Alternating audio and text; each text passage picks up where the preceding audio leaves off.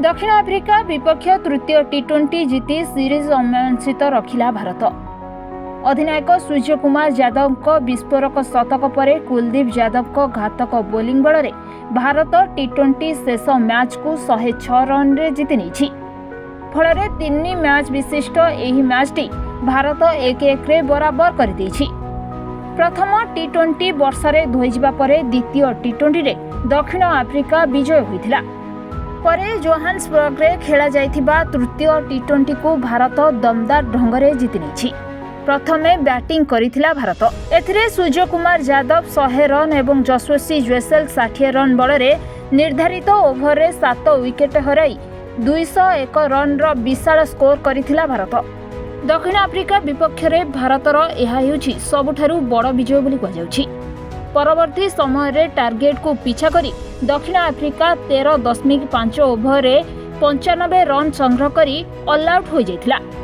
David Miller सर्वाधिक 35 run करथिबा बेले Orton Markram 25 run संग्रह करि परथिले।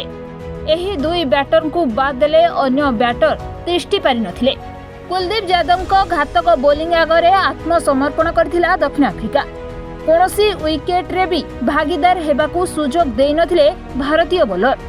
कुलदीप 17 रन दे 5 विकेट नेबा सह दक्षिण आफ्रिका इनिंग्स को 95 रन स्कोर रे अंत घटाइथिले। टी20 अंतर्जातीय रे कुलदीप को यह द्वितीय 5 विकेट सफलता। दक्षिण आफ्रिका विपक्ष में दलर बैटिंग एमिति थिला जे 8 जन बैटर 2 अंक छुई पारि नथिले। आउ उभय बैटिंग और बोलिंग रे धमाल प्रदर्शन करी भारत निर्णायक टी20 को जीतिबा सह सीरीज को 1-1 रे बराबर करिछि। कुलदीप व्यतीत रविंद्र जडेजा 25 रन दे 2टी विकेट एवं मुकेश कुमार और अर्शदीप सिंह प्रत्येक गोटे विकेट नहीं। Bureau report, Odisha sports.